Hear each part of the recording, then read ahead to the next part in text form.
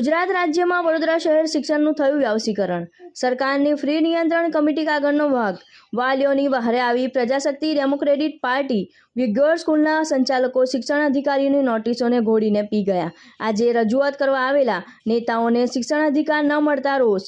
જ્યારે પ્રજાશક્તિ ડેમોક્રેટિક પાર્ટીના કાર્યકર્તાઓ જ્યારે શિક્ષણ અધિકારીના ઓફિસે પહોંચ્યા ત્યારે ઓફિસના અંદર કોઈ જવાબદાર વ્યક્તિ કે પોતે જ વડોદરાના શહેરના ડીઓ મળ્યા ન હતા ને ઓફિસના પંખા એસી લાઇટો ચાલુ હતી, જેથી કરીને પાર્ટીના કાર્યકરોએ ન્યૂઝના માધ્યમથી ધ્યાન દોરવામાં આવ્યું. વારંવાર ઇવન આજે અમારા પ્રતિનિધિ ત્યાં છે, તમે જશો તો તમને ત્યાં મળશે. તમે કીધું કે અહીંયા કોઈ નથી, પણ ત્યાં રાજલક્ષ્મીબેન આજે કઈ તારીખ છે? 11 રાજલક્ષ્મીબેન નહીં, બીજું કોઈ હશે. 12મી તારીખે રાજલક્ષ્મીબેન આવવાનો છે. એટલે દરરોજ 2-3 ઓફિશિયલ્સ અહીંયાથી સ્પેશિયલી ત્યાં મૂકવામાં આવે છે કે વાલીઓને અહીં સુધી આવવું ના પડે. અને એમાં પણ એ લોકો સહકાર નથી આપતા. એમાં પણ અમને એવું લખે છે કે તમારે અહીંયા નહીં આવવું જોઈએ, કોર્ટ કેસ ચાલે છે ને આ એટલે પાણી માથેથી ગયા છે એટલા માટે જ અમે આગળ પગલાં લીધા છે. ઇવન CBSE ને લખ્યું છે કે આ શાળાની આવી વર્તણૂક છે અને આટલા બધા નિયમોનો ભંગ કરેલો છે, એને પણ નોટિસ આપી છે. અને હું પોતે FRC અધિકારી છું, એટલે અમે FRC માંથી પણ એમને નોટિસ આપી છે.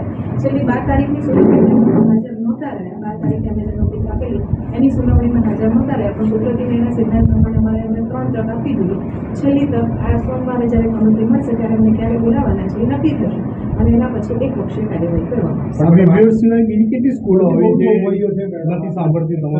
બધી જ જોગવાઈઓને ટોટલ કેટલી સ્કૂલો છે?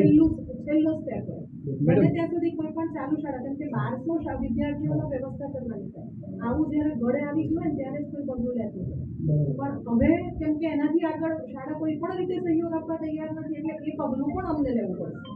અને એટલા માટે શિક્ષણ નિયામકશ્રીને, પ્રાથમિક શિક્ષણ નિયામકશ્રીને, બોર્ડને, CBSE ને, ઇવન કલેક્ટર કચેરીમાં પણ અમે લખી ચૂક્યા છે. કલેક્ટર સાહેબની સ્પેશિયલ મીટિંગ એટલા માટે ડીઓ સાહેબે કરેલી છે કે આનો કોઈ પણ રીતે જલ્દીથી જલ્દી નિવેડો આવે, કેમ કે વાલીઓ રોજ હેરાન થાય છે, અમને સમજાય છે.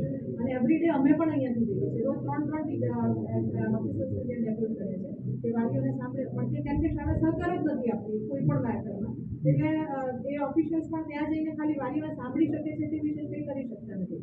વસ્તુ જ્યુડિશરી થઈ ગઈ છે, એટલે એનાથી આગળ વધીને આપણા અમુક લિમિટેશનમાં આવી જઈએ છીએ જ્યારે નામદાર કોર્ટમાં કેસ હોય. મેડમ આજે કેસ છે ને એ 3 વર્ષ પહેલાનો ના, અત્યારનો ના 2025 માં અત્યારે કર્યો છે. આ બાબત જ કર્યો છે. 92-28 સાલના કેસની જે વાત કરો છો 2021-22 માટે છે. 11-713 માટેની જે વાત કરો છો 17-18 માટે છે. 84-82 ની જે વાત કરો છો 20-21 માટે છે. એણે દરેક ઓર્ડરને ચેલેન્જ કર્યો છે, દરેકે દરેક ઓર્ડર. છેલ્લો જે ઓર્ડર છે 42 બધા બહાર કે એસી ને પંખા કેમ ચાલુ, લાઈટો કેમ ચાલુ? હે તમે કેમેરામાં છો? તમે કેમેરામાં છો?